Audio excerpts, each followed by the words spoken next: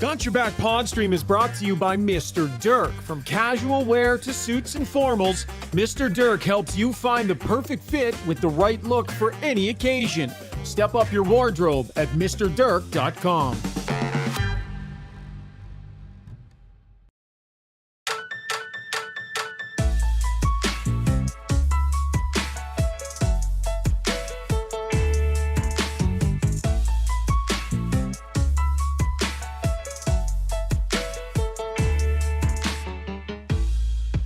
Not good enough. Not even close. Through 3 games, the Edmonton Oilers, an absolute shadow of the team that went to the Stanley Cup final last season. Jason Strudwick standing by to dive into what the Sam heck is going on out there. Rob Brown hopefully will join us as well. We are coming at you from our Adrenaline Diesel studio, now with an online store for all your diesel truck parts needs. Check them out at adrenalinediesel.ca. We are brought to you by Play Alberta. Why choose Play Alberta? Well, just ask any hockey fan who loves odd boosts, player props and same-game parlays, or slops players who love the massive jackpots, lottery players who can grab last-minute tickets on the go. Deposit today and get a $50 free bet code with GYB10. Visit playalberta.ca. Okay, everybody, you're going to have to put up with a third straight ad read because we're not going to beat around the bush tonight. We're getting right to our damn breakdown because we just need to. Brought to you by Alberta Ram Dealers. Their big haul event is on now. 20% off MSRP on a 2023 Ram 1500 Classic. That's up to $14,000 in total discounts. See your Ram dealer for more details.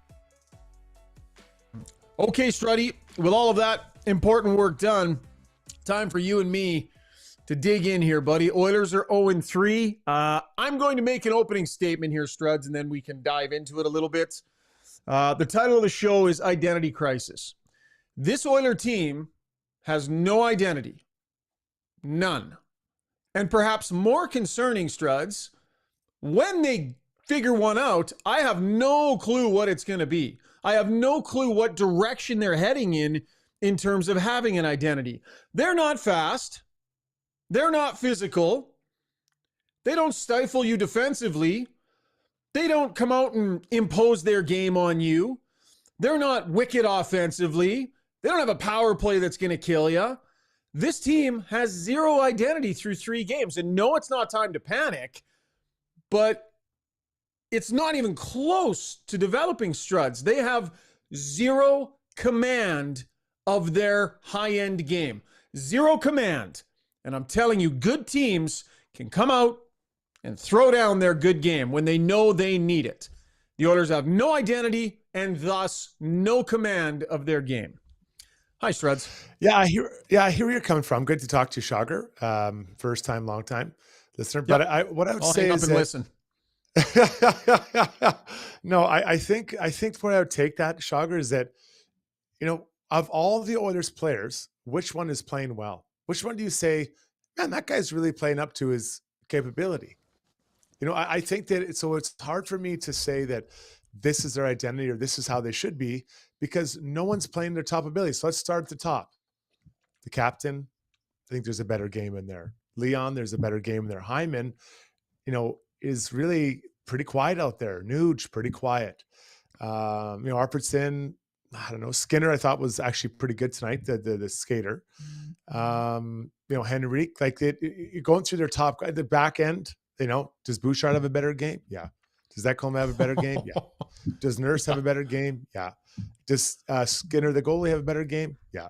So I think that I'm not so worried about the big picture, as far as, and not that you're wrong, but until everyone's playing well.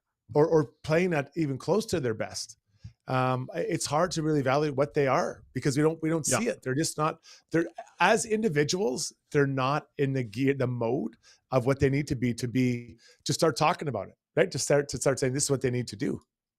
Part of the concern, though, Struds, is that when you have a team that has something that they can lean on, right? Whatever the identity of that team is, they can come out and they can say, okay, pucks might bounce off their sticks a bit, might hit a few posts, might get a few bad calls, but here's what you can control.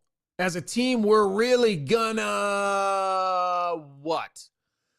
And to your point, like the guys aren't playing well enough right now, but they don't have there's no base level that they're falling back on right now. There's no like, what's the standard? Like if things aren't going well, the standard is make sure you finish your checks, or the standard is make sure you're buckling down defensively and making sure if you're not scoring goals. Like they don't have anything that they're able to fall back on right now in that can grab them games back, that they can lean on, that can shift momentum. It's just a bunch of individuals out there right now struggling with their own individual games with no wiring to say, when it's not going well, here's what I'm absolutely going to make sure I do, because as a group, we all agree that's how we get out of this. They're just skating around as individuals, kind of doing their own thing, man. There's no group think as to what the minimum requirement seems to be. Yeah. So I'll go back to what I said earlier. Last night I said they weren't going to beat the Flames because you can't just turn it on. Yeah, you did call you can't that. Just say, and so that, and honestly, but that was the easiest call of the year. I'll never have anything easier. You can't just turn it on. And I go back and I'll lay on this sword.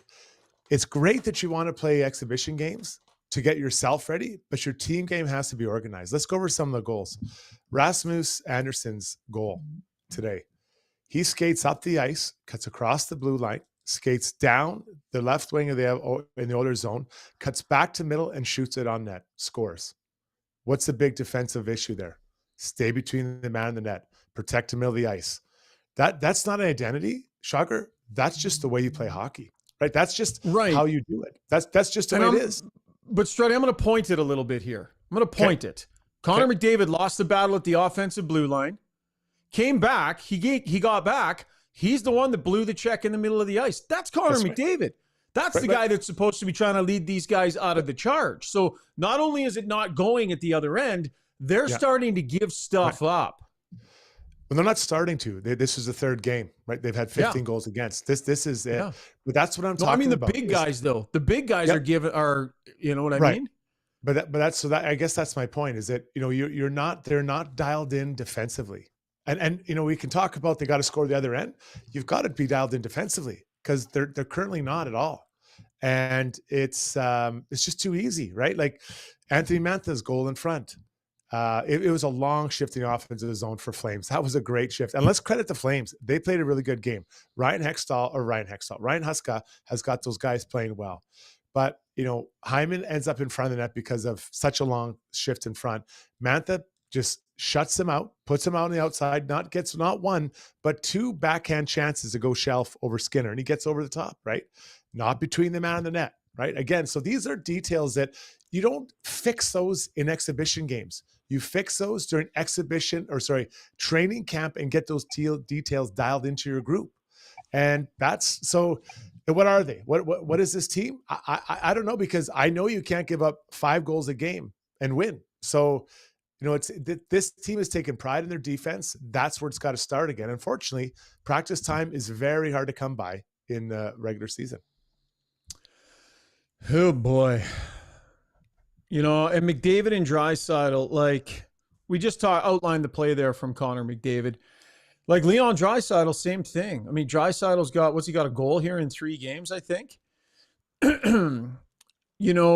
He gets mad because he takes a slash and he turns around and makes a big show to the ref, and then takes 5 hard strides up ice and decides, well, they're not going to call slashing anymore, and just takes a ridiculously dumb penalty out of frustration in a game that is tied, in a game that they need towards the end of a period. Here's a leader doing something so lazy and undisciplined when they're supposed to be pushing the thing in the other direction.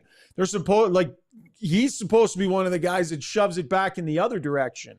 So not only is he not producing, now he's doing stuff like that, and he's an example setter as a leader. So it's costly, like time over time here.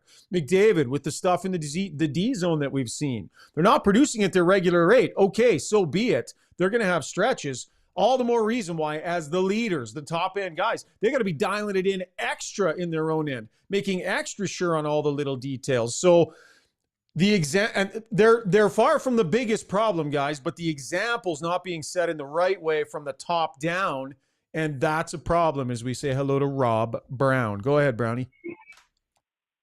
I agree with you. And the thing is, you're not asking them to do anything special. You're not asking, Connor, we're going to ask you just until we get things going, stop in your own zone defensively. Be on the proper side defensively. Leon, until we start winning hockey games, try not to take any silly penalties. These are things that you should be doing. There's a time when you're frustrated and you're in a game and you're down 5-1. That's when you can take a freebie. Go take a whack at someone who's bugged you, but not in a tie game. There's new players on this team.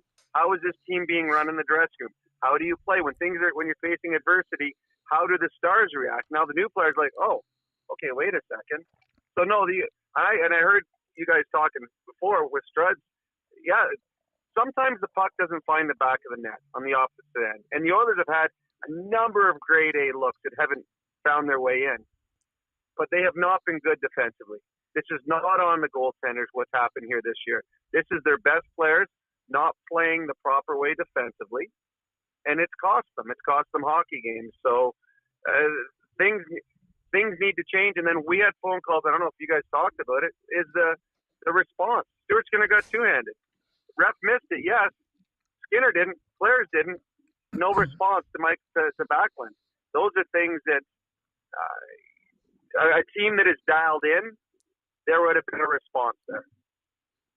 But you know what, Brownie? It doesn't have to be Nurse. It doesn't have to be Corey Perry. Nope. It's Michael Backlund. You could send Stetcher out after him. It could be Paul Colson. It could be Derek Ryan. It could be anyone on the team. A 10-year-old trainer could go over and challenge Michael Backlund to a fight.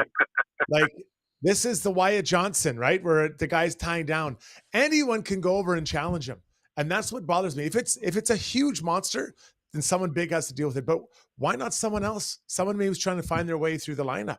And Janmark is good, but Janmark's a guy that could do it, right? Like, someone else can make a statement on behalf of the team. Doesn't always have to be the usual suspects, which is Perry and Nurse in this case. Yeah. I'm going to weigh in on this one here, you guys. To me, this, in a lot of ways, is about coaching. This coach has sent the message consistently with this group that physicality is not something that he values any more than being able to dump the puck in well. Playing physical is not a prerequisite to be on this, to earn kudos from this coach. He didn't ask it of his players in the playoffs. I asked him about it every series, every second game. It's just not something he feels his team needs to do consistently to be successful. And that's fine. If that's the way you think that the team will find success and you want to coach it that way, players who play physical aren't rewarded. It's not an expectation set down from the coaching staff. It's not expected based on the personnel that they have given them. So it's not a physical lineup. And there are not people in that lineup that can lead the charge in this way outside of Darnell Nurse and Corey Perry. So I agree. The guys in that locker room and on the ice tonight needed to have more pride and handle that situation and just, not let that happen and then react to it when it does. But I'm telling you, if it mattered more to the guy behind the bench, if that was valued more, it would resonate more through this room. And I'm telling you, it doesn't, because we've seen it consistently not. Yeah, but the only thing on that one, Shogger, I understand that this isn't a physical team. It's not. Usually it's being led by Connor and Leon physically. But it's not. He's not asking someone to go out and run over people in the corner. You're asking someone to stand up for your goalie. That's completely different. Even a team that is the most non-physical team in the world when it comes to laying the body can go over and have a conversation with a guy that just slashed your goalie. And I think that's what Struds and I are saying is, whether Knobloch doesn't preach physicality as part of their team game, I'm sure that anybody that has been involved with hockey would expect there to be a response when your goalie gets slashed. And even if you didn't see it, you would know it. Someone on the bench would say, you would see a replay of it. You would hear the crowd talking about it or moaning about it. So they knew that. So that's what there should have been a response. There was a response when I always screw this kid's name up. Pospisil? How do you say the kid's name? Martin From Calgary. Pospisil, yeah. Nailed it. So he yeah, I nailed it all right. He ran Connor McDavid a bunch of times. They made a healthy run at him early in the game. Jeff Skinner went after him, slashed him 3 times in the back of the leg. That's a response. Didn't have to fight him. Didn't have to go crush him. 3 wicked slashes to the back leg. The kid had to leave the ice, and the trainer had to come talk to him. That's a response. So Jeff Skinner responded on that one, on a hit to McDavid. I do believe there should have been a response on the slash to the back of your goalie's leg. But here's the thing. When it's not happening, right? And so no one on the bench clearly is concerned about it. Like, Evander Kane would be the one in the lineup who either he would take care of it himself or he would let the group know. Like, Evander Kane wasn't afraid to let the group know. We saw it a few times when, like, come on. Like, let's get into this a little bit. And it's easier with Evander Kane leading the charge. But what I'm saying, guys, is do you think the coach even mentions it? Do you think at any point he's even like, guys, are we going to be a group that lets that happen to our goalie and we just stare at each other on the bench? Is that who this group is going to be? Right? Because if the group isn't finding it within themselves and the coach doesn't ask for it in any way, shape, or form, where's it coming from? Darnell Nurse has 4 hits this year. Darnell, they've lost 3 games and should have been pissed after the first one. And Darnell Nurse has 4 hits in 3 games this year. See, Sugar, this to me, this isn't on the coach. I don't care what the coach says. Corey Perry has been around. Matthias Ekholm has been around. Nurse, McDavid, Leon, Skinner, Arvidsson, all of these guys have been around the league. They know. They don't need a coach to say, I need you to respond when someone flashes our goalie. Everybody, every one of them has at some point responded and been on teams. So this is, whether the coach preaches it, talks about it, anything, this is a team thing. And Struds will tell you, he's been in a dressing. When you're on the bench and you see that there's a murmur along the bench. Okay, get number 11's number. Take his number. We will respond to him. So to me, this has nothing to do with the way the coach coaches. This has to do with the way the team is being led. And I think that is, if you want to get out of a bit of a tailspin, which you guys are in right now, I remember Sam Gagne when he was here. Things weren't going well. He would fight somebody. Ryan Nugent-Hopkins would fight somebody. Get out of your comfort zone. Just somehow find a spark that is unexpected. And to me, it was a little disappointing tonight when Backlund, who I love Backlund as a hockey player, fantastic third-line center, is a pain in the butt to play against, but there should have been a response because this would not have been the first time that Backlund has taken liberties over the course of his career playing against the Edmonton Oilers. Yeah, so the challenge, guys, and let's just be honest here. The Oilers are a half step behind right now, right? And it's not because I think they're slow. It's not because I think they're tired. It's because they're not organized away from the puck. And so in that case, you're just chasing. You're chasing the game. And Brownie's point's well made. Like, there's an opportunity. Tonight, there's an opportunity for someone to plant their flag in the ground and say, hey, I'm part of this team. I'm going to go talk to Backlund. He probably wouldn't fight you anyways, but at least there was that conversation. And so they're reacting. They're instead of initiating. And it's a hard place to be as a team. Oh boy. And I guess, Brownie, to put a sort of,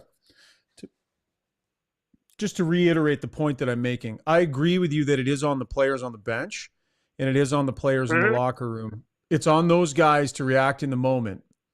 But when it doesn't come, when it's not there, if they understand that that's the expectation from the guy who decides who goes over the boards next, I think it's incumbent on the coach to make sure if it's not happening within his group that he needs to set that standard. I just like Chris Knobloch, and I think Chris Knobloch is an excellent coach, and he's not going anywhere, and he's an excellent coach. And so this has been a consistent criticism of mine, is that I just don't think he feels that that's a necessary part of the game any more than a bunch of other facets of the game. And I think that this team struggles with finding momentum when they need it because they don't have any sort of personality to lean on. Hitting's about the easiest thing in hockey to do. And they're not wired this way in any way, shape, or form. And I don't think it's an expectation from the coach. So when it's not there from the team, I think they should definitely hear about it from their coach. And I'm not sure that they do. By the way, guys, just really quick on the topic of overall speed. So the NHL tracks, they've got that NHL Edge, and it tracks a bunch of different statistics speed-wise through the year. I spent some time looking at it today, like what's a realistic indication of speed, right? And whether they've come down or not. So last season, 22 plus mile per hour bursts, right? So the number of times that someone on the team hit 22 plus miles per hour, they're in the 96th percentile last year. 20 to 22 mile per hour bursts, 96th percentile through all of last season. 18 to 20 mile per hour bursts, 96th percentile last season. Give me one sec here. I'm going to grab the Edmonton Oilers from this season. And it ain't anywhere near that, guys. So the same statistics. 22 plus mile per hour bursts, they're in the 70th percentile, 53rd percentile of 20 to 22, and of 18 to 20 mile per hour bursts, they're below the 50th percentile. So they went from a top 4 or 5% team in the league to a middling to below average team in just the overall speed burst in their game. So take from that what you want, Struds, but it seems to me like in trying to figure out, are they slower or not? Some of this data is there. Yeah, no, and I do agree they're slower. I mean, they Holloway, McLeod, Broberg, fast skaters, and Fogle, right? So that's where they're at. Leon talked about playing fast, and you have to move the puck quick, and oftentimes we see the guys overhandling the puck, cutting the puck to the middle, chipping it to somewhere where there's no one. They're dumping it in when there's no one to go get it on the other side. And I think that the biggest thing for me, guys, is they're looking for plays that aren't there. If you have a shot in the slot and you've had very few successful shots to the net, have at it. Shoot it to the net. Look at the one that was disallowed by Corey Perry. Stetcher got it right, didn't even hold it, just one time it right to the net, and now I know it was disallowed, but either way. So yeah, there's no doubt they are slower, but the way they're playing right now, it's not helping. They look slow, and they're unable to get up to speed because they're just so disjointed. They're unable to get the puck with speed anywhere in the neutral zone from the D. All I know about that stat is I am glad they didn't have that when I played, because it would have been really embarrassing when I was in the 1 percentile every year by myself. So I can't even comment. But no, the Oilers aren't as fast. And I know that Leon talks about moving the puck, and yeah, puck moves fast, and Corey Perry talked about it too. But they're not doing that either. They're not skating faster. They're not moving faster. And right now, because a lot of them are trying to figure out new systems, new playing with new players, the brains aren't working as fast either. So they look slow because all three things are against them right now. Let's get to the Relentless Player of the Night, brought to you by UCAN Youth Services. Are you looking to hire entry-level staff for your company? UCAN Youth Services trains youth in pre-employment skills to help get them ready, willing, and able to join your team. Check out www.ucan.ca for more information. Struddy, which Calgary Flame or otherwise not Edmonton Oiler are you going to be going with tonight, my friend? The only thing better than a D-man getting +4 is when you also get 3 points. And Rasmus Andersson, who had, I thought, a really strong game tonight, he was both of those, +4 and 3 points, goal and 2 assists. He was one of the best, if not the best players on the ice, I thought, tonight as a D-man, controlled the play, was physical. So easy pick, unfortunately for Oilers fans. All right, good stuff. All right, when we come back, that was the breakdown, by the way, brought to you by Alberta Ram Dealers. When we come back, Connor McDavid, we're going to play his entire media availability. It was only a couple of minutes, but he said some interesting things in there. I want to let you guys listen, and interested to hear what you pick out as interesting. That's coming up in Takeaways. You got her locked on here to Got Your Back, presented by Play Alberta. With over 18 years in the industry, Kelly Zaretsky and her team at Blue Summit Accounting deliver client-focused solutions and financial guidance for success in a simple and comfortable way. Whether it's for corporate or personal needs, Blue Summit Accounting can help with taxes, estate planning, financial services, bookkeeping, and more. Get in touch today. Email bluesummitacct@gmail.com or call 780-416-9662. So at Timberhouse, our guiding philosophy is naturally inspired living. We believe that through design, we can solve problems and enhance people's lives. We follow biophilic design principles in all of our builds to incorporate natural materials, natural light, to enhance all the spaces in a home. When you have your space perfectly reflect who you are and what you value, and it's made well, we think that that just leads to better living.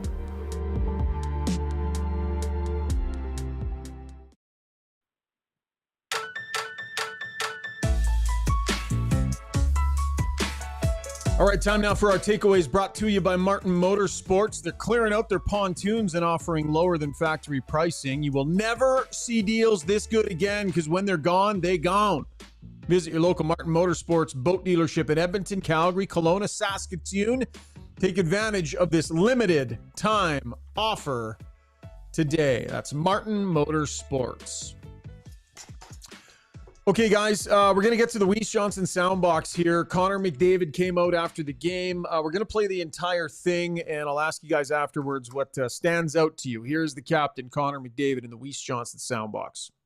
I thought we got off to a good start, obviously, and a couple bad bounces with some of those goals. Not going our way, obviously, but ultimately just not good enough.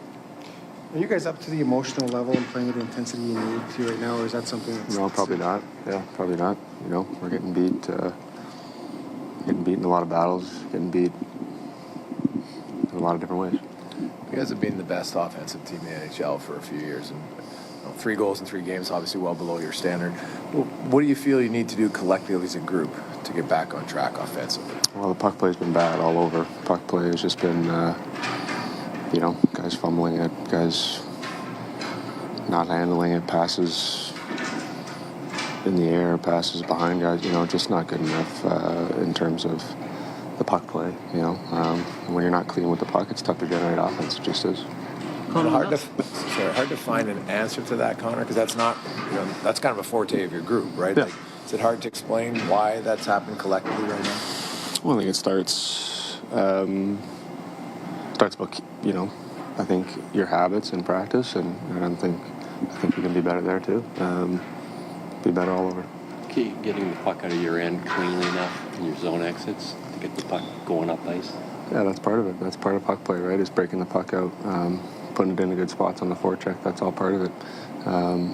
Being clean with it is important, and we haven't been very clean with the puck. Connor, after the start last season and all the talk about a good start, the importance of one this season, is there any way to really explain kind of what's gone on in the first 3 games so far? I'm sure there's lots of ways to explain it, but ultimately it hasn't been good enough. I've said that numerous times here. Up and down the lineup, myself first and foremost, and everybody can be better, and everybody will be better. Is this something you just have to work your way out of, or you're not just going to turn the switch? Oh, nobody. Well, we're not quitters in here. We never have been. Losing 3 in a row off the bat is not ideal, but nothing we can't work out of. All right, there's the captain, Connor McDavid, in our Weiss Johnson soundbox. Struds, what stood out to you there, man? Well, I mean, he knows. He knows what's going on, and he highlighted everything. So, what's the way out? Like, there's no one coming to save them, right? There's no one injured. Well, I guess there's Evander, but he's not going to be out for a while. And hearing the captain talk about the way that they're mishandling the pucks and their intensity is not high enough. Honestly, guys, and I'm sure they do have it, I think the coach needs to have a very honest video session with all the players and go through it. Look, and this is the play away from the puck. Look at this play. Look at this play. Look, because everyone could be featured in this difficult video session, and you need to have it and say, guys, I'm not here to embarrass anybody, but this is where we're at. This is how we're playing. Is this who we are? Is this how we want to play? Because again, the team has a day off tomorrow, then they play Tuesday. So this is where they're at. They need to have the video session, be very honest, because Brownie, it's just not, it's not good enough. And players, because sometimes you think you're there and you might be close, but you're not really there. You're just there, not doing the job. Well, you're right, and video is good, but you can't hide from video. And when it's one thing for a coach to whisper in your ear, call you in and talk to you, but when he has video to back up what he's saying, it's really hard to hide under or to deny and say, no, I'm playing well. No things, and then all of a sudden you see the video evidence. I mean, you're seeing things, though, that you don't normally see. In the last 40 seconds of the game, Connor McDavid, with the man advantage, or in the last minute, turned the puck over in the neutral zone. Then Evan Bouchard turned the puck over in the offensive zone. Then RNH turned the puck over in the offensive zone. These are three of their best players. Just little mistakes like that. You could tell, and to me, it wasn't the words he said. It was listening to the tone in his voice. And it was one of exasperation and frustration and how am I here again? Like, I didn't want to talk about last year, didn't want to talk about Game 7, didn't want to talk about Amazon, but now I'd rather talk about all those things as opposed to, here we go again, what's going wrong? And as he said, he's part of the problem because nobody's been good. So I don't know if there's any answers because it's not one thing right now that's wrong with the Oilers. It's everything right now is wrong with the Oilers, which could be good or bad, whatever way you want to do it, because it can't get any worse, you wouldn't think. And he's a frustrated captain right now, just trying to find a way out of this hole. But the only, and Strud says the only way out is by going out and playing better, going out and working harder, going out and playing a simpler game, because there's not going to be a coaching change. You're not sending a goalie down to the minors. You're not making a trade, and there's nobody in the stands that's going to make you a better hockey club. So this is on them to become better hockey players, and they've got to do it in 48 hours.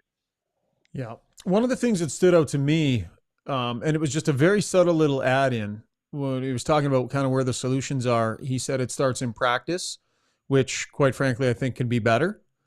That's interesting to me that, he didn't just say it starts in practice, right? He could have just left it at that. So that tells you that he's evaluating these practices and feeling like they're not good enough. There's something missing from these practices. And so they haven't had a ton of they don't have a ton of practice time, at least haven't since the season really got up and running and since the problems really started. And I'm not sure how much of this can be fixed in practice. I know Struds, you think that between video and some good practices, maybe they can exercise some of these demons, but I don't know, just handling the puck better, just not making, he talks about their puck play. I mean, him, I think he's talking about himself in a lot of ways, Brownie. He is not handling the puck, nor are the top players anywhere near like they normally do. So I asked Knobloch tonight, like, how much of that can be fixed in practice? Brownie, like, how much can a few good solid practices help this, Brownie? Oh, it'd be huge. Making crisp a ton tape passes. Yeah, putting pucks in the net, scoring goals. Hey, there have been more uncharacteristic turnovers from Connor and Leon and Bouchard than you would see in a stretch of 20, 30 games. It's like the decision making that they've had. And then the problem is, and we saw it. We talked about it after I think Game 1 or Game 2. When things aren't going right, the star players then try to do too much, which eventually causes more problems. Trying to go end-to-end, trying to beat three guys. And then it just compounds the problem because now you just went naked by yourself trying to beat these guys. They shoot the puck back down again. And then everyone's frustrated. So, yeah, good practice does make a difference, but this is the new NHL. And the number of games and with the mandated days off, there's not many practices. So it gets tough. So now all of a sudden pregame skates in the morning become way more important than they normally are. Go Struds. The only way out is through good practice. I'm sorry. There's no other way. You can't hope and just go home. And like I said last night, we're going to play better tomorrow. Well, we didn't play that well. We weren't sharp. If you're not sharp when you're off days, it's hard to be sharp in the games. It just doesn't work that way, especially when you're not playing well in those games. So I don't know any other way out. That's the only way out. Unfortunately, they can't practice. They had too many exhibition games. So now just a vicious circle, right? So practicing is the way. So I would suggest when they have a morning skate, as Brownie did on Tuesday, I'm guessing it's maybe a little longer morning skate than normal. And I think there'll be some competing. There'll be some puck movement and some intensity to what they're doing to try to get that feeling, because you got to get it somewhere. You got to latch on to something and to go, because it's just not, handshakes and good wishes that is going to turn this thing around. That's not happening. Back to the Weiss Johnson soundbox. The cold is coming, so it's time to get that garage heated up. Yes, enjoy the luxury of a warm vehicle or heated man cave this winter. Played 18 holes in the garage today, gentlemen. Went pretty well. Visit Weiss-Johnson.com today. Weiss Johnson, whoa. And I'll be playing in there cozy as can be all winter long, thanks to Dennis and the great crew down at Weiss Johnson. Asked the head coach about his top-end guys, the lack of production, and the fact that, it's starting to go wrong in the D zone as well. Well, top players, or any players for that matter, it's about feeling confident. It's amazing when you start scoring, and we saw that last year with a couple of our players. They get a goal, and it just, no matter what kind of goal it was, it just putting it in the back of the net gives you a lot of confidence. Right now, it's early, but still that confidence isn't here right now, and it's a fickle thing, but we got to find it. And Zuby, we got some Darnell Nurse as well, don't we? We got Hyman and Nurse. You want to just go them back to back quick? Sure, yeah. Nurse is a quick one, so I'll let that go, and then we'll go into Hyman. I think our team play just all around could be probably a little more connected, whether it's defensively, offensively. Having that cohesion and being a unit of five all over this. I thought we had, played a good first half of the game, and then obviously got a couple goals disallowed, got distracted, and we're just making mistakes obviously out there, and I think not everybody's not taking care of their own job, and obviously that's the result you get. I feel like there was some adversity there with those goals held back. You feel like the group allowed itself to get thrown off by some of that frustration and a little bit off track that way?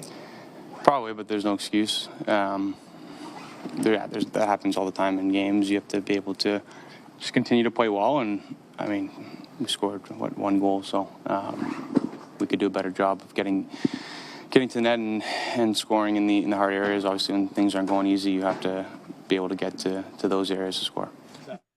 Chris R. says, Zuby hit the jingle a little early. Maybe watch some game tapes and fix that for next time. So, Zuby, a little homework for you to do there, bud. I always run it back. The minute the show's over, I'm running it back to see what I did. That's good. You got to look in the mirror, man. Video session. Every day's a video session. We haven't really talked much about tonight's game. We've been pretty big picture here. So, I don't know, Brownie, if you want to give just maybe a thought or two. The Oilers definitely, the refs were 0 for 2 there between the missed slash and the – I didn't love the call back goal. I get what the league is saying. It just doesn't feel like it's been called that way a lot. But I thought the Oilers were a little rattled after those two instances. I agree. I thought it was a goal. I thought Huska made a mistake by challenging. I'm like, there's going to be 3-0 right away. Yep. Surprised by the way they call it back. Now, that's not on the refs because that's Toronto making the call. As for them getting frustrated or rattled, that to me is shocking. The adversity this team overcame last year, what they overcame in the playoffs, to have a goal called back in Game 3 of the season against the Calgary Flames team, that shouldn't rattle this team. This team should be a lot more hardened by that than that. So that's a little shocking. But the thing that would disappoint me in this, if you're an Oilers fan in this game, Games 1 and 2, the Oilers started poorly, but found the game, and they were the better team as the game moved on. Tonight, the Oilers came out and were pretty good in the first period. But as the game moved on, they weren't better. The Calgary Flames were the better team over the last 40 minutes, and that, to me, would be frustrating because the Oilers finally had the start they wanted. They finally had the goaltending night that they needed. They finally got the penalty killing to be where they needed it to be, yet they didn't have any jump offensively over the last 30 minutes. And the Calgary Flames, who are not supposed to make the playoffs, were the better team. So to me, that's the disappointing part of today's game. Yeah, it's, what, did they not get rattled off there? I'm not sure, but I think more importantly, the Flames were energized by those two callbacks. Yeah, right. Good point. And the offside one, it's easy. It's like it's offside. Like I don't think you're getting upset about that. But the Perry one, you're like, oh boys, like our coach just called this. Is he for real? And then you get the card like, oh, geez, we're in this thing. Like, let's get going. So I think for them, it gave them energy. whether or not it took energy from the Oilers, I'm not sure, but I think it gave Flames like, hey, we're still in this thing. It should be 2-0 or maybe even 3-0, but here we go. And they got going. So I thought, honestly, I was impressed by the Flames there. I thought they had a lot of good moments. I thought they looked big out there on the ice. Their D's not that big, but some of their forwards look pretty good out there and some size. So yeah, like here's a team that's supposed to be a bottom feeder, off to a nice little start. So good for them. Yeah, I don't know how many games they're going to win this year, but I don't think there's going to be many nights where they get outworked, Struds. Like that was a hard-working Flames team that just got down to business because the Oilers pushed. Like the Oilers actually came with some of their best hockey of the season, sort of in the opening 5-7 minutes of that game. And I thought the Flames did a great job of like taking command of the work ethic in that game and taking that game back. You know, Brownie, I'll get your input on this. You know, I thought, especially in the last 5 minutes, the Oilers had to dump the puck a lot. And, you know, Connor would get the Flames were doing a good job of holding the blue line.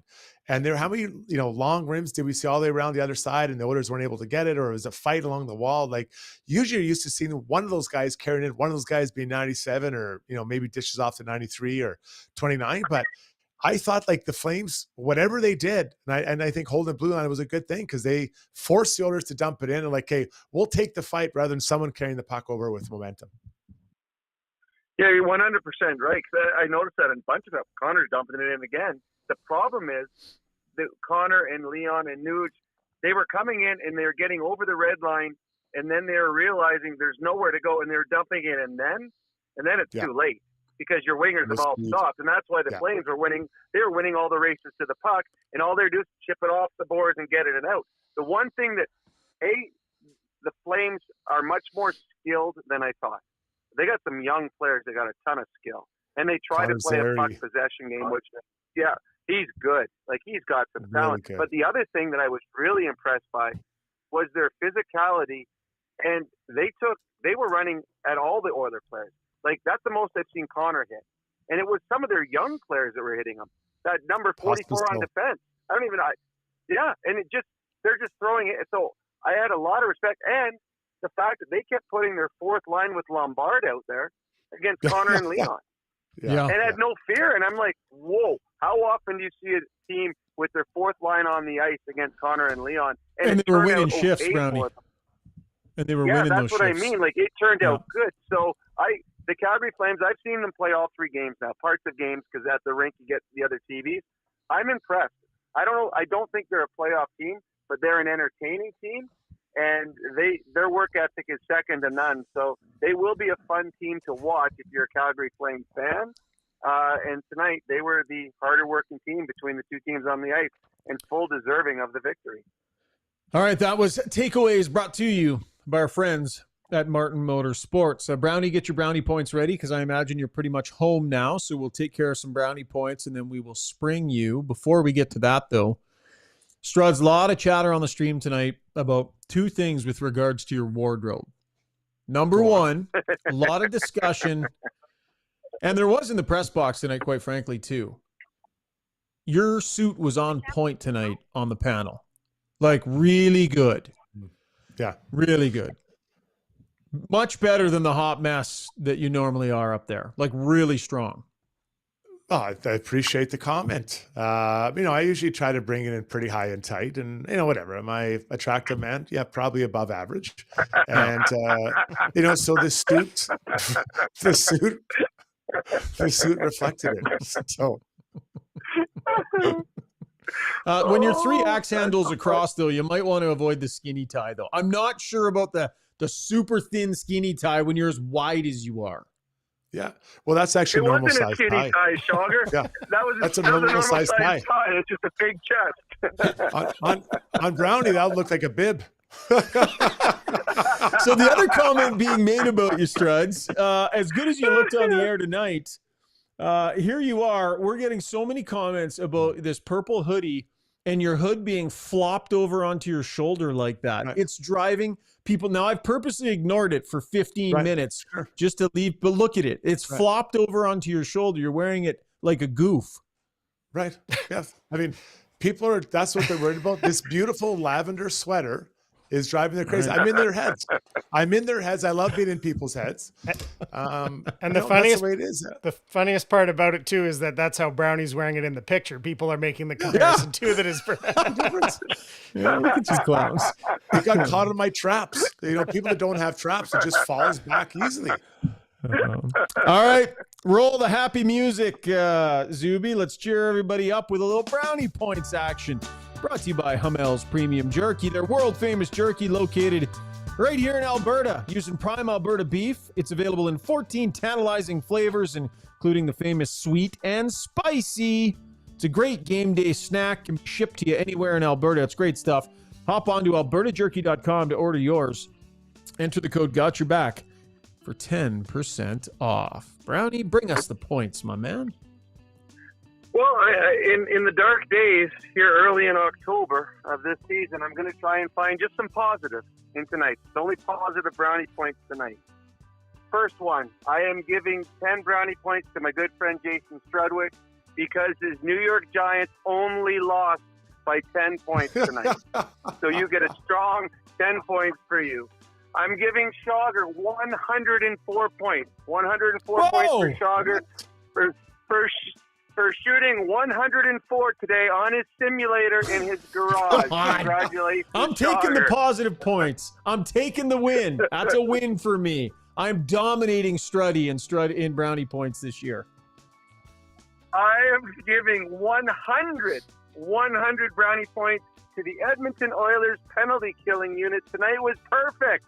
It was absolutely atrocious in Game 1 and Game 2. Tonight, they got her done. They got some good goaltending on their penalty kill, and they got some clears on their penalty kill. So 100 points for them. 76 brownie points for Leon Draisaitl. It was not a good night for Leon. It has not been a good start to the season. But he was 76% in the face-off tonight, in the face-off circle. So we're going to stay positive with him, and that's 76 for him. And the final one, to the mountain of a man, to the Viking, I'm giving 26 big brownie points to Matthias Ekholm, who played 26 minutes tonight in this hockey game. And one thing that you're starting to notice with the Edmonton Oilers, there is separation between top three and bottom three in their defensemen. I think they went 25, 26, 21, and then it was like 16, 15, 14. They know that they are three heavy and three that are trying to find their game. So those are my brownie points.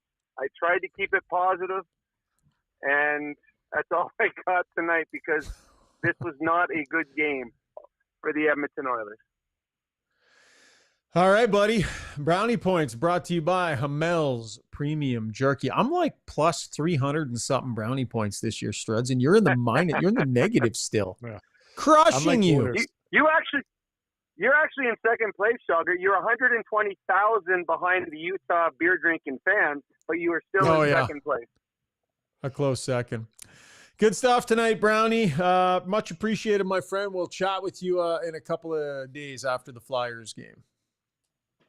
Sounds good. Happy Thanksgiving to you too. Happy Thanksgiving to everyone listening or watching.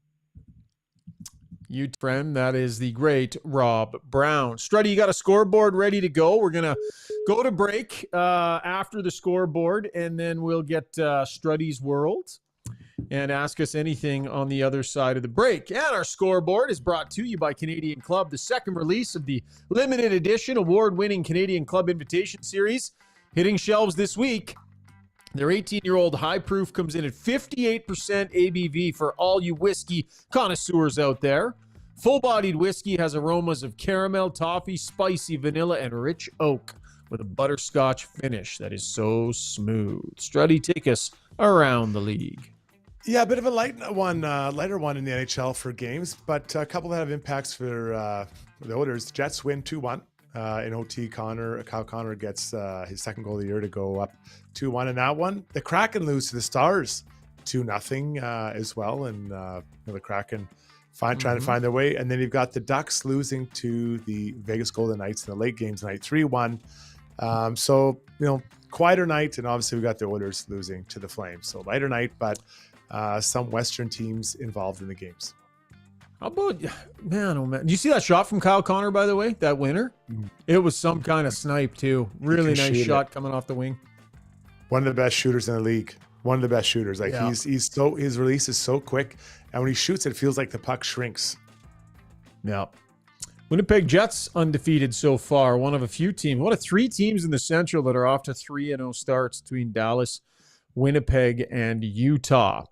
Okay, that was our scoreboard brought to you by Canadian Club. Quick break. When we come back, Struddy's World and Ask Us Anything.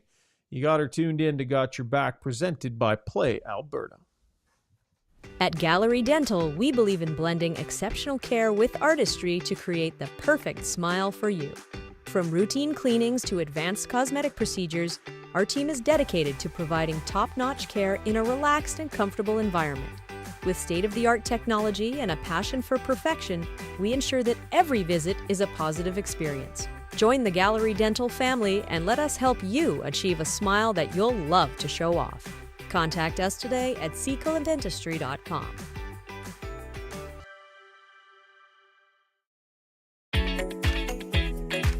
Ready to go all in this season? Mr. Dirk's got you covered with express on-site tailoring, a wide selection of craftsman-made suits, sport coats, and casual staples for every occasion. Score big with Mr. Dirk. We've always got your back. Visit us off White Ave, south of 102nd Street, or browse online at mrdirk.com.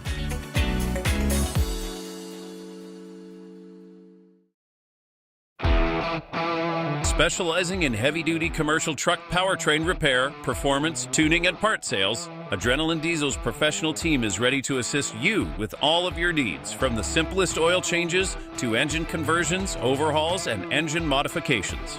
Featuring an all-new online parts store and machine shop to manufacture, replicate, or repair parts, visit adrenalinediesel.ca. When you make a mistake, heads should roll. It's not right. And I'm here. Someone has to put their foot down. Now that I say it out loud, it does sound a little crazy. God, I look good.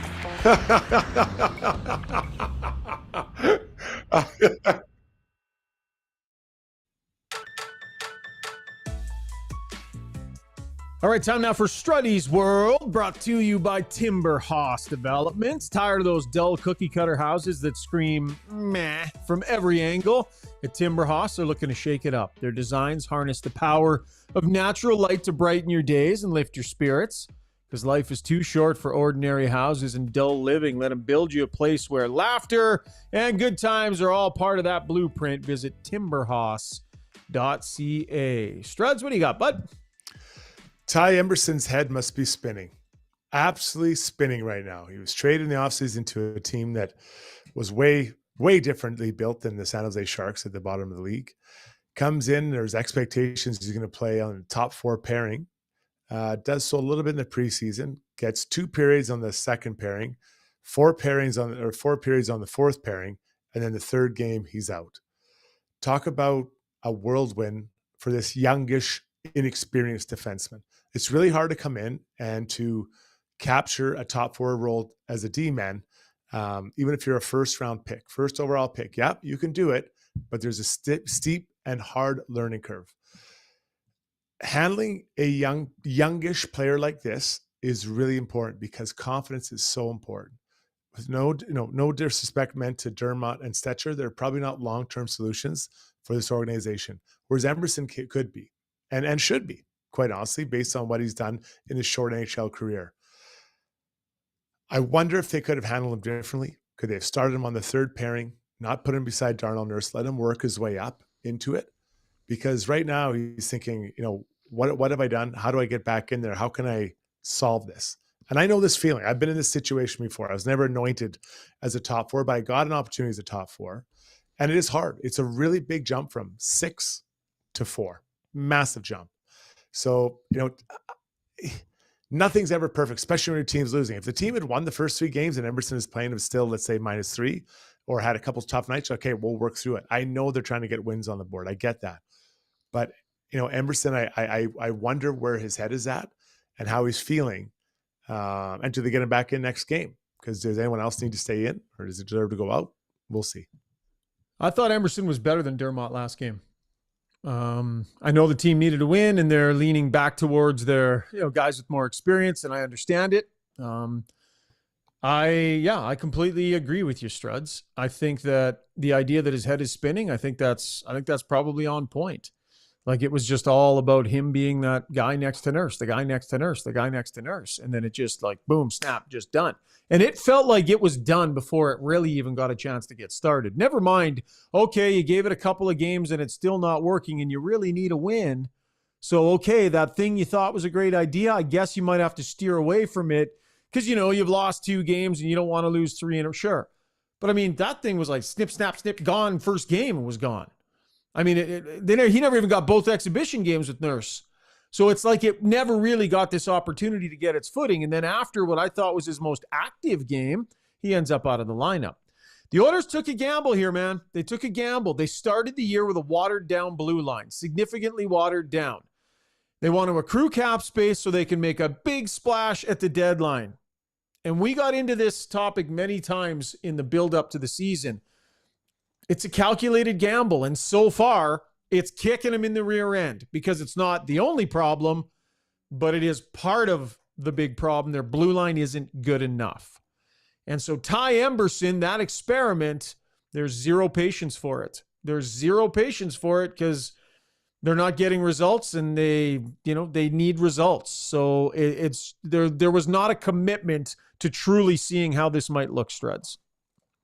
Yeah, you and I have disagreed in the past about how to use young players. And I'm always saying, be cautious with them. Protect these young players. And I really, truly feel they should have started him on the third pairing. Just say you're going to be with Kulak, right? And then he could work his way up. And, if he exceeds expectations, great. But now he's falling out of the lineup rather than moving up the lineup. And that's the real challenge for him. And I know that feeling. So I can sympathize with him. But managing and growing and developing young players, you don't put them in high pressure situations when they're not ready. And I don't believe Ty is ready. 30 games doesn't say to me he's ready. Could he be? Yeah, he could be. There were some nice moments last game for sure. He looked more comfortable. Now, maybe they said to him, just take a break. We'll get you back in next game. And maybe he isn't back the next game. But I always think it's better to move the player up rather than start him too high and I'll bring him down. Yeah, like you say, don't put players in high pressure situations unless they're ready. Ideally, you don't, right? Ideally, you don't. Unfortunately, they didn't really have much in the way of other options. So if you were forced to, if you were going to, let it breathe and give them a fighting chance. So the addendum to that would be don't put players in high pressure situations if they're not ready. And if you're not willing to be patient enough to give them a fighting chance, to catch their breath and, get a little bit of some sort of momentum going. But the rug was pulled out from underneath them after an entire training camp of it's going to be this, it's going to be this, practicing every day together, and the rug gets pulled out. Now you got a guy that was put in the position, not given the opportunity to kind of grow into it or try and get a feel for it. And yeah, there's 2 problems going on right now, man. The blue line is not good enough, and they're all over the place trying to find pairings that are going to work here. And this wasn't given the space that I think it needed in the early going here. Yeah, good one, buddy. That was Struddy's World, brought to you by Timber Hoss Developments. We got a great live stream going tonight. Really strong numbers. If you get a chance, by the way, Zuby, apparently I've been telling people to pound the love button, which I did not realize was different than pressing the like button. I didn't know there was a like and a love button. So we need to be in love and in like during this show. What's the difference? I can tell you, one's just the one in the chat, and the other one is the overall stream. Oh, we just had a bunch go up. I have no idea which are more important. But what helps our algorithm?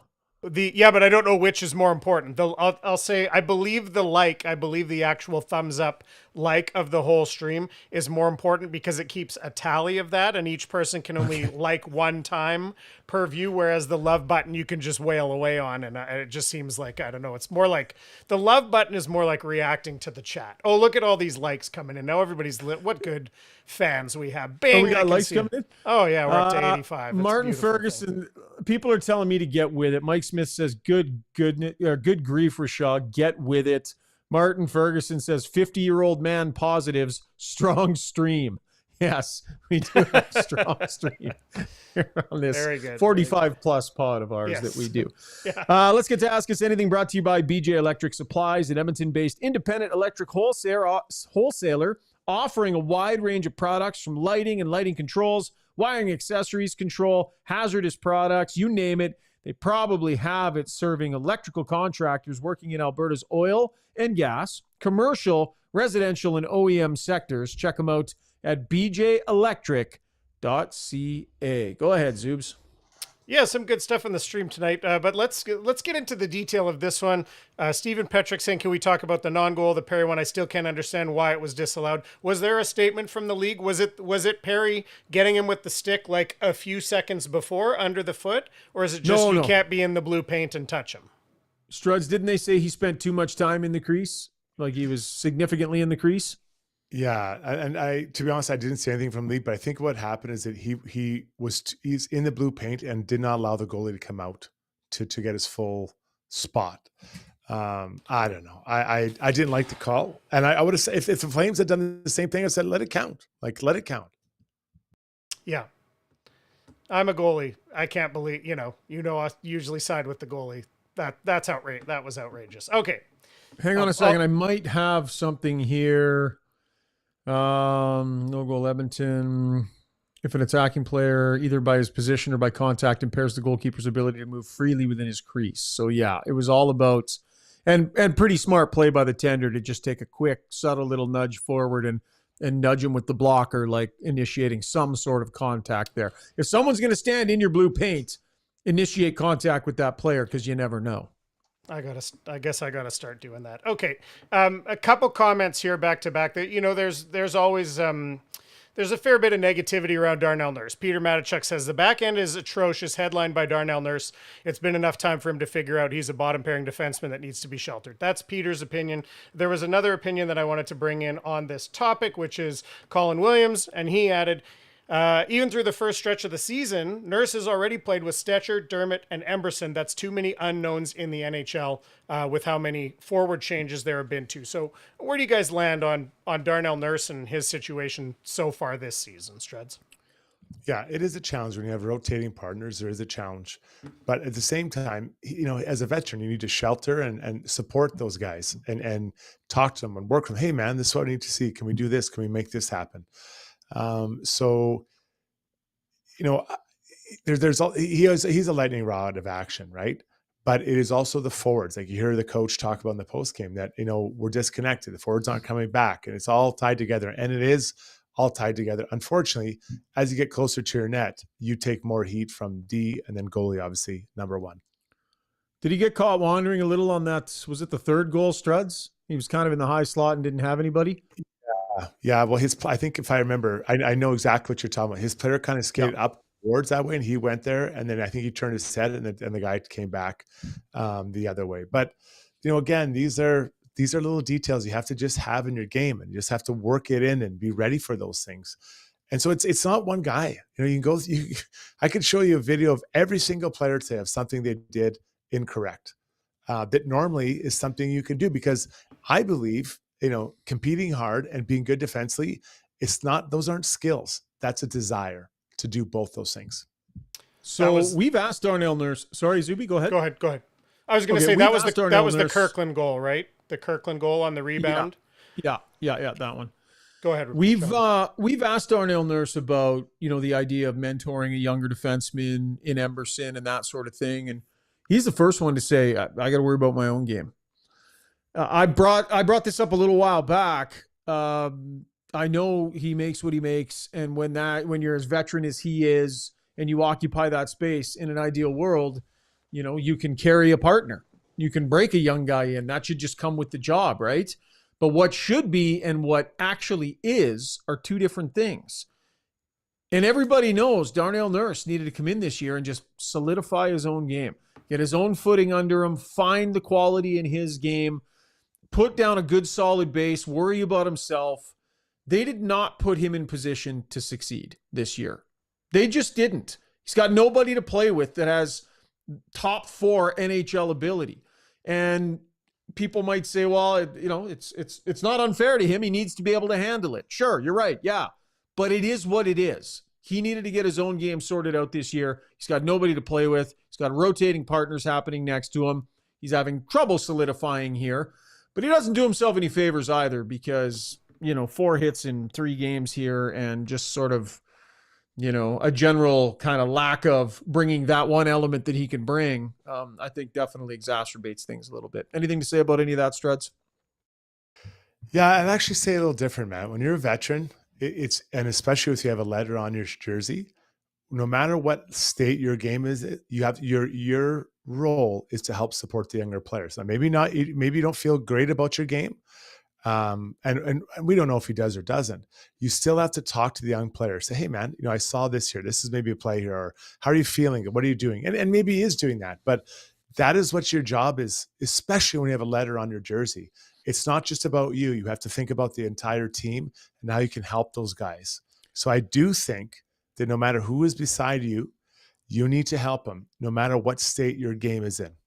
Yeah, and I think Darnell Nurse is trying to do that, and I think he will try and do that. At a certain point, here's the discussion with the Oiler brass. Hey, who's going to play on the second pair? Well, Ty Emberson, who we traded for. He's got 30 games he can play there. Stetcher, who we barely played last year, and maybe we'll bring someone in on a PTO. How do we think Darnell Nurse will handle Rishaug, that? I understand. I'm not disagreeing with what you're saying there. But when you're a leader, my point is if you're not playing well and you're writing a letter, you still have to think about the team. You can't get lost in your own place, right? Right. That's why you have a letter on. And I'm not saying that Darnell Nurse is. He might still be he might be supporting his partners. He might be doing all of those things. Right. I'm not saying that he's not, and I'm not saying that he shouldn't be expected to. But Struds, at some point, management decided, no, we're not going to go pluck one of those right shot guys with 300 games of experience that's available. We're not going to get one of those guys. Instead, we're going to throw a 30-game guy next to Darnell Nurse. How's Nurse's game? Where's his head at? Is there a chance that maybe affects him? Is that a risk that's worth taking? It's a calculated risk. They've taken it.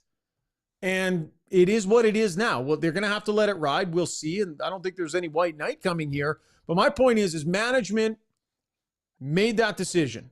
And now we're seeing what we're seeing. And should they be surprised? No, I don't think they could be surprised. There's some option out there, right? Justin Schultz, Shattenkirk. I don't know where those Klingberg, but it ruins the plan. It ruins the accrual plan. Like trying to accrue money at the deadline. It ruins that plan. So yeah, well, it depends what their cap hit would be, right? Because you could move some of those other guys down, So listen, I get it. I understand what's going on and what's happening here, but this is the course they chose, and then now they have to kind of sort through it. Is this team better than they've shown? Yes, and that raises everyone's game up. Everyone gets better when the team is playing better, because right now there's no one is playing at their level.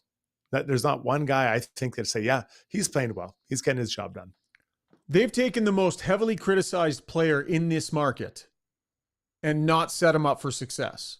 And we can debate all we want whether you should have to set up a player like that for success or whether it's incumbent on him to just have success. We can have that discussion all day long, and that is fair. But they knowingly set that player up with nobody to play with. The guy who's in the crosshairs more than anybody else in this city. That's the position they've put him in heading into this season. Okay, Zuby. Couple more. Right. Sure. Calvin Bess is wondering, does this coach have the clout with the players to call out the top guys? Is he in a position to be able to do that at this stage of his career with coaching this team? I believe he has the trust in the ear of those top players. That's different than calling them out. I mean, being able to sit in a video session and point some things out and, make it fair for everybody. I mean, I think that's maybe a little bit different than what Calvin has taught. Was it Calvin there that put that, chat in there? But I'll say I don't think Chris Knobloch is going to be anything other than what Chris Knobloch is. And I don't see Chris Knobloch as the kind of coach that's going to dramatically call anybody out. That would seem out of personality for him anyways. Hey, Struds, I'm sure he has his way of doing it and can do that when he needs to. So my point of the trust in the ear of the players means that they trust you. And so if you come in and say, this isn't good enough, guys, look at what we're doing, they're gonna believe it. Look what they've been through as a team. They've been through so much as a team. And there's new players there, but that core knows them and they trust them. So if he calls them out, I think they'll be like, yeah, it's deserved. I can't believe a player on that team would go to bed tonight, brush their teeth and say, you know what? I'm actually doing okay. I shouldn't be criticized by the coach. There's not one guy on that team. They're all better than they've shown. Every one of them. I just, never mind calling guys out in meetings. I just want him from the bench to go, hey, everybody gets 2 hits this period. Let's go. I would love that kind of, message to be sent. A little injection into the group of some expectation of going out there and showing the intent to compete. I'd rather see them defend. Defend like you're supposed to. You can do both, Struds. You can do both. It's not like if you're going to hit, you can't defend. Double go do both. Defending to me is number one. 15 goals against in 3 games, guys. 15 goals against. It's not even close to good enough on a team that really was good at it last year. But he does tell them to go defend. He does ask them to please go defend better. Everybody be better at defending. Everybody do that. Talk about it in meetings. Talk about it here. Talk about it there. Defend, right?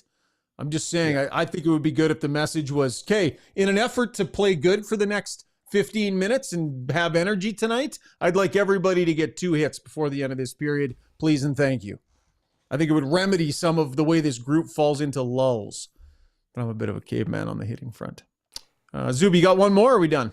I got lots still. We might have to carry some over to the next day. Yeah, 1 or 2, and then let's go. Trizent wanted to know a little bit about video. When players would watch video, would players watch their shifts back in general the next day, that night, or on their own?